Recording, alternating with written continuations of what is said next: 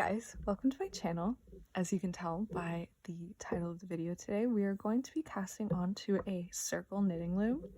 And you can knit both flat and circular pieces with this loom. But for today, we're just going to be showing you how to cast on for a flat knitting stitch on the circular loom. I'm going to be using this bright pink yarn because it just feels right with this green loom. And so we're going to start right away just with the basics. We're going to take our tail of yarn, we're going to hold it, and we're going to make a slip knot. You can either make a slip knot or just tie a knot. This is up to you, but we're going to be doing this to attach it. So make sure that it is a loose enough knot that you can take it off later, if so. So the reason for this, as you can see, we have our slip knot here. You're going to pull it down and just pull it a little bit tight. Obviously best if you can do a slip knot so that you can easily take it off later, but if you want to just tie a really loose knot, has the same effect. Okay, so looking at it from the top, you can see we have all of these pegs going around. I'm going to be going counterclockwise in this motion. I'll do my best to explain it so you can visually see what you're doing. We have our tail attached here, it is fixed. I'm just going to lightly hold it between my fingers. I'm going to take my working yarn, place it in between the two here. See, these two are in the, or sorry, this spot is right in the middle of these two pegs here. And I'm going to start with this peg here. We're going to start here by going behind and just coming back.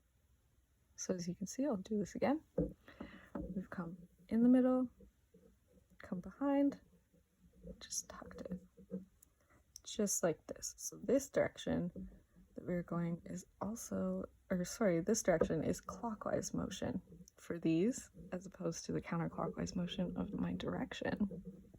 And what we're just going to keep doing is when you finish wrapping your first peg, you stay in the back and you catch your next peg, continuing to the next row. So you see how we've caught it, we go back and we'll catch it again.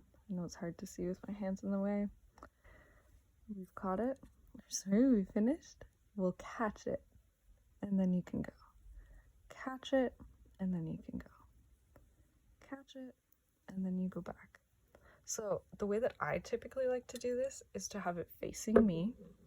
I find that it gives me a little bit more control over my tension, and it allows for me to have a little bit looser of stitches, which you'll see later on matters only in terms of ease of work, and you may find that these stitches get stuck if you make them too tight.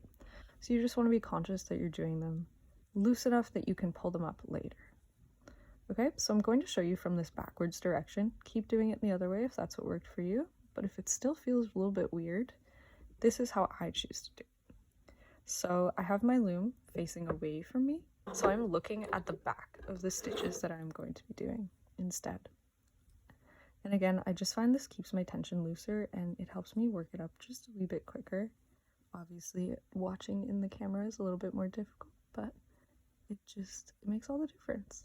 So if you see, I'm catching these peg hooks and I'm just going back, front, back, back, front, back.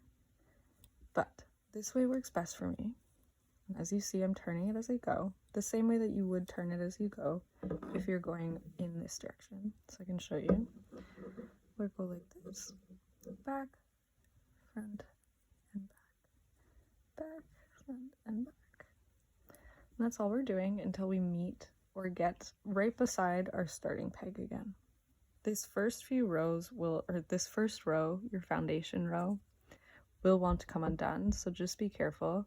And also be committed enough to know that you have to do at least a couple rows of projects such as these, just to ensure that they do not fall apart. And the extra couple of minutes just to get your row done. Okay, so as you can see, I am crossing my yarn. However, we have completed and connected each of these pegs. You want to make sure that they're all connected. There's no spaces in between, except right here you can see you could stick your finger in if it's small enough and catch it through. So this is where we started, right? And so before I do anything else, I'm I'm going to drop my working yarn and just very lightly pull all of these stitches down. Pull them to about the halfway point, whatever point works best for you. I am doing this just so that I can see the difference in which rows I have. And this will make sense in just a second here. And I'm just doing this super lightly. I don't want to pull too hard or it will start to unravel. Just enough that we can see. If you just want to do the first few pegs in the row, that's perfectly fine too. Okay, so now I'm going to take my working yarn and I'm going to cross through this hole. Going to cross just in front, flat in front, which is why it's called the flat knitting stitch. Or maybe it's not, maybe just because it works up to be flat. But I'm calling it a flat knitting stitch because you're laying the yarn flat. Okay? So now I'm going to take my trusty loom hook and I'm going to tuck it in and get to my first ever stitch, the first row or the first foundation stitch that you made here. So we have our tail connected here by a slip knot or a knot, and directly to the right or directly to your left if you're working in the opposite direction of me, directly to your right is your first stitch here. And so what I'm going to go ahead and do is you have your yarn, your working yarn, it has just been pulled and placed lightly on front, right here. I will hold it very lightly with my thumb. We'll grab this yarn, which is the first row that we made, and I'm not grabbing this yarn, not grabbing the working yarn. We're going above it here. You'll have to bear with me as I'm going upside down to what I'm usually used to, but we're going to be pulling this yarn up and over the peg. I know that's a little bit hard to see, so I'll do it a few more times just so that everybody can see it with me. I know it's a weird angle. We'll go tuck our hook under, and we're pulling, pulling, pulling, pulling until we've just gently tucked that, making a loop, or what will be a V here. Okay, so we'll continue for the whole row. You don't need to pull this working yarn too tight, or else it'll make your next row tight as well, right? If you find you're getting too tight, you can just pull lightly and it'll come and give you a little bit of extra give. So you'll see I'm going under, pulling, and then pulling that yarn just over the peg. And I know it seems a little bit difficult at first. Maybe your working yarn does want to come up as well. That is why I really enjoy working upside down. I'll show you quickly, and I will go back and show you a few more of the other way as well, just because I know it's really funky to see it upside down. But I'm showing it to you because maybe it helps somebody else, and it just makes all the difference, right?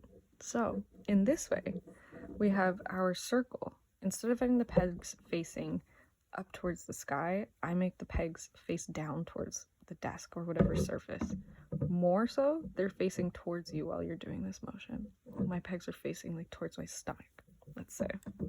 So I'm pulling, you can't see, but I'm going to pull, and I have my working yarn here, which I can hold with this extra hand now, and just pull the yarn towards me. I love this way because it feels like I'm not working against anything. I'm just lightly pulling the yarn and it's popping right over. And your working yarn, because you have just like that extra finger or two to just press it down, you're not pulling, it's keeping it from wanting to fluff up and get caught in that hook movement. Instead of grabbing both, you're just catching that one, and it makes all of the difference to me. And if you ever forget where you are, you're having trouble figuring it out, maybe you took a break for a few minutes, you're going to look and find your working yarn, just pull it and see which one tightens. If I've been here recently, if I've completed this stitch, then this should tighten when I pull, but it doesn't. It tightens this one because my working yarn is still attached, meaning that I have completed this stitch, but I have not done this stitch yet, right? So again, I'll pull this working yarn. Some people do like to wrap it all the way around as well. but I find that this makes my tension very tight, and I find it very difficult to work with. So it's up to you. Do what feels best for you. You pull up, avoiding your working yarn and leaving it there. Placing your yarn in front, on top.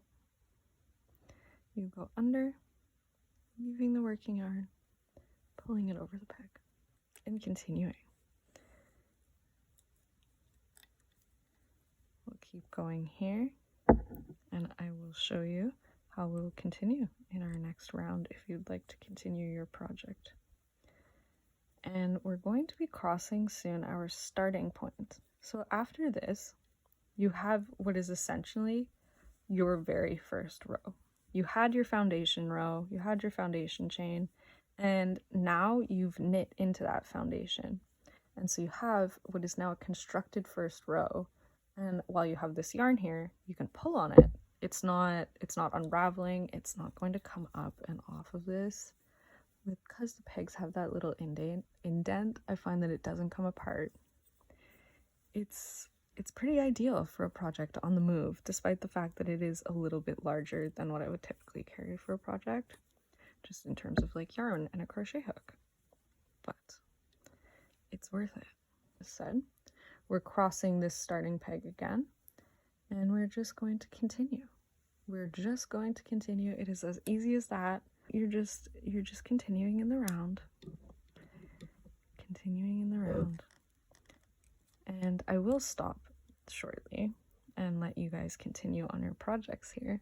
But I will show you. You can see the start of the V's forming, which until you get enough length in your work that it can stretch outside of this circle, you're not going to see these V shapes start to form. They're going to look very stretched out. It's going to look like your fabric is going to have holes in it. And it's going to look, I guess the best way that I can show you is to kind of pull this fabric. It's going to look like this almost, where you have your stitches. These are where they would sit on the pegs in these in-between spaces. They would have been sitting on the pegs here, and you flipped it over. But when they're able to be pulled taut, they come and they connect and they make a knit stitch. So it will look a little bit funky at first. Don't be afraid of that. Just keep going. Just keep going for a little bit longer. And I swear it will work out. I swear. But anyways, let's continue. We'll do a couple more. And then I will let you go. But I want to hear what you guys think about this as well. As someone who's new to the knitting loom, if you have experience or you know of fun things to try, please let me know in the comments. I'm dying to try new things. I love experimenting with patterns and finding new shapes and different ways to play with this loom just because it's such a versatile tool. And obviously I'm still learning. I'm not big on knitting just because I struggle so much with it. So I find that this tool is allowing me to kind of play around with all of these ideas that I've had floating around in my head now. And now I have the skills and maybe just the tools to accomplish them. So I'll keep you guys updated. I definitely want to do a tutorial because I did a really cute bass on a plank of wood for my dad's birthday. And I used the knitting loom and it worked out so well, and I would just love to share that one. I think that's one of my best things yet that I've just kind of concocted out of a situation of needing to find a really loving gift, and I just went silly with it and it worked out really well. But I've never seen that done before, and I couldn't find any really explanatory videos on how to go about making plushes with a knit stitch. So I'm really excited, and I'm really excited to be sharing this with you. So thank you guys for joining today. If you have any questions or if you'd like to see more detailed videos, please let me know. I'm obviously just getting started and learning, and this is what I would have loved to have seen as a crocheter coming into the loom knitting world. So I'm just trying to give out some of the information that I was looking for. I hope this helped you, and I hope you have a great day. Bye.